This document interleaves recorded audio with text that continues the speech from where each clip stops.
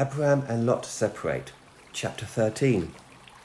So Abram went up from Egypt to the Negev with his wife and everything he had, and Lot went with him. Abraham had became very wealthy in livestock and in silver and gold. From the Negev he went from place to place until he came to Bethel, to the place between Bethel and Ai, where his tent had been earlier, and where he had first built an altar. There Abram called on the name of the Lord. Now Lot, who was moving about with Abram, also had flocks and herds and tents, but the land could not support them while they stayed together, for their possessions were so great that they were not able to stay together. And quarrelling arose between Abram's herdmen and Lot's. The Canaanites and Perizzites were also living in the land at that time. So Abram said to Lot, "Let's not have any quarrelling between you and me, or between your herdsmen and mine, for we are close relatives. Is not the whole land before you in its part company? If you go to the left, I'll go to the right. If you go to the right, I'll go to the left." Lot looked around and saw that the whole plain of the Jordan towards Zoar was well watered, like the garden of the Lord, like the land of Egypt. This was before the Lord destroyed Sodom and Gomorrah. So Lot chose for himself the whole plain of the Jordan and set out towards the east. The two men parted company. Abram lived in the land of Canaan, while Lot lived among the cities of the plain and pitched his tents near Sodom. Now the people of Sodom were wicked and were sinning greatly against the Lord. The Lord said to Abram after Lot had parted from him, "Look around from where you are, to the north and south, to the east and west. All the land that you see I will give to you and your offspring forever. I will make your offspring like the dust of the earth, so that if anyone could count the dust, then your offspring could be counted. Go, walk through the length and breadth of the land, for I have given it to you." So Abram went to live near the great trees of Mamre at Hebron, where he pitched his tents, where he built an altar to the Lord. Abram rescues Lot. Chapter 14. At the time when Amraphel was king of Shinar, Arioch king of Elazar, Kedorlaomer king of Elam, and Tidal king of Goyim. These kings went to war against Bera king of Sodom, Bersha king of Gomorrah, Shinab king of Admah, Shemember king of Zeboim, and the king of Belah, that is Zoar. All these later kings joined forces in the valley of Siddim, that is, the Dead Sea Valley. For 12 years they had been subject to Kedorlaomer, but in the 13th year they rebelled. In the 14th year, Kedorlaomer and the kings allied with him went out and defeated the Rephaites in Ashtaroth, Canaan, the Zuzites in Ham, the Amorites in Shevar, Kiriathim, and the Horites in the hill country of Seir, as far as El Paran near the desert. Then they turned back and went to En Mishpath, that is Kadesh, and they conquered the whole territory of Amalekites, as well as the Amorites who were living at Hazazon Tamar. Then the king of Sodom, the king of Gomorrah, the king of Admah, the king of Zeboim, and the king of Belah, that is Zoar, marched out and drew up their battle lines in the valley of Siddim against Kedorlaomer king of Elam, Tidal king of Goyim, Amraphel king of Shinar, and Arioch king of Elazar. 4 kings against 5. Now the valley of Siddim was full of tar pits, and when the kings of Sodom and Gomorrah fled, some of the men fell into them, and the rest fled to the hills. The 4 kings seized all the goods of Sodom and Gomorrah, and all their food. Then they went away. They also carried off Abram's nephew Lot and his possessions, since he was living in Sodom. A man who had escaped came and reported this to Abram the Hebrew.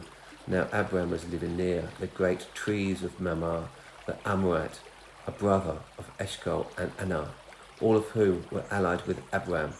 When Abram heard that his relative had been taken captive, he called out the 318 trained men born in his household and went in pursuit as far as Dan.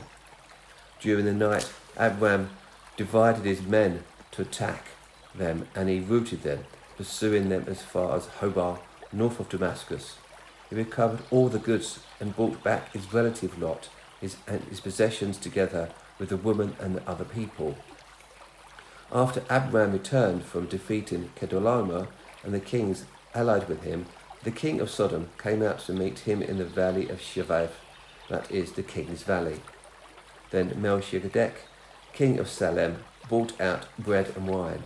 He was priest of God Most High, and he blessed Abram, saying, Blessed be Abram, my God Most High, creator of heaven and earth, and praised to be God Most High, who delivered your enemies into your hand. Then Abram gave him a tenth of everything. The king of Sodom said to Abram, Give me the people and keep the goods for yourself. But Abram said to the king of Sodom, With raised hand I have sworn an oath to the Lord, God Most High, creator of heaven and earth, that I will accept nothing belonging to you, not even a thread or the strap of a sandal, so that you would never be able to say, I made Abram rich. I will accept nothing but with the men have eaten, and the share that belongs to the men who are with me, to Anna, Eshcol, and Mamre, let them have their share. The Lord's covenant with Abram, chapter 15. After this, the word of the Lord came to Abram in a vision. Do not be afraid, Abram. I am your shield, your very great reward. But Abram said, Sovereign Lord, what can you give me, since I remain childless, and the one who will inherit my estate is Eleazar of Damascus? And Abram said, You have given me no children, so a servant in my household will be my heir. Then the word of the Lord came to him, This man will not be your heir, but a son who is your own flesh and blood will be your heir. He took him outside and said, Look up at the sky and count the stars. If needed, you could count them. Then he said to him, So shall your offspring be. Abram believed the Lord, and he credited it to him as righteousness. He also said to him, I am the Lord, who brought you out of Ut of the Chaldeans to give you this land, to take possession of it. But Abram said, Sovereign Lord, how can I know that I shall gain possession of it? So the Lord said to him, Bring me a heifer, a goat and a ram, each 3 years old, along with a dove and a young pigeon. Abraham brought all these to him, cut them into two, and arranged the halves opposite each other. The birds, however, he did not cut in half. Then the birds of prey came down onto the carcasses, but Abraham drove them away. As the sun was setting, Abraham fell into a deep sleep, and a thick and dreadful darkness came over him. Then the Lord said to him, Know for certain that for 400 years your descendants will be strangers in a country not their own, and that they will be enslaved and ill-treated there. But I will punish the nation they serve as slaves, and afterwards they will come out with great possessions.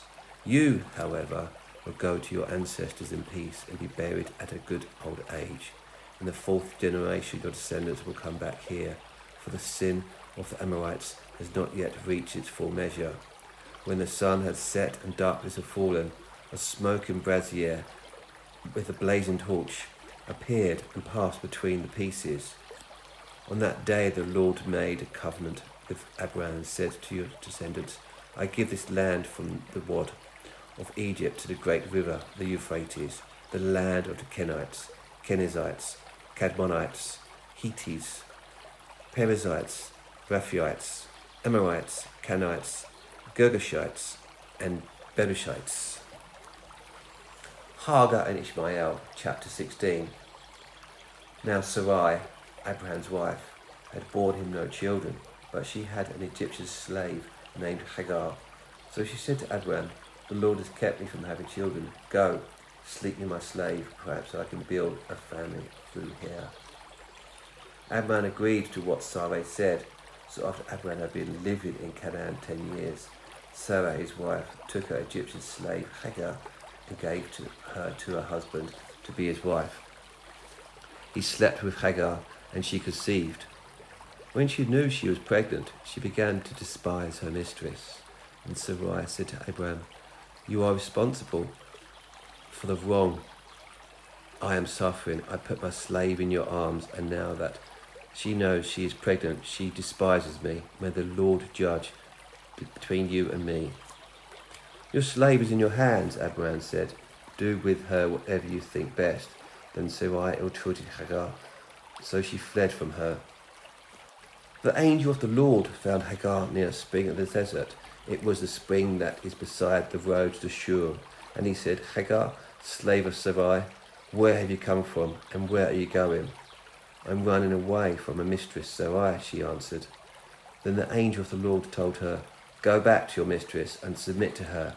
The angel added, I will increase your descendants so much that they will be too numerous to count.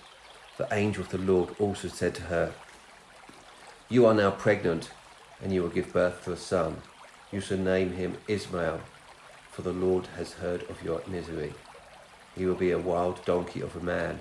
His hand will be against everyone, and everyone's hand against him, and he will live in hostility towards all his brothers.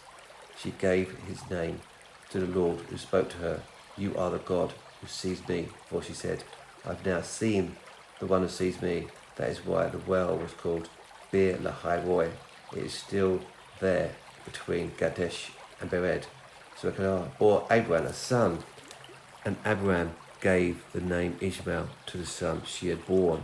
Abram was 86 years old when Hagar bore him Ishmael.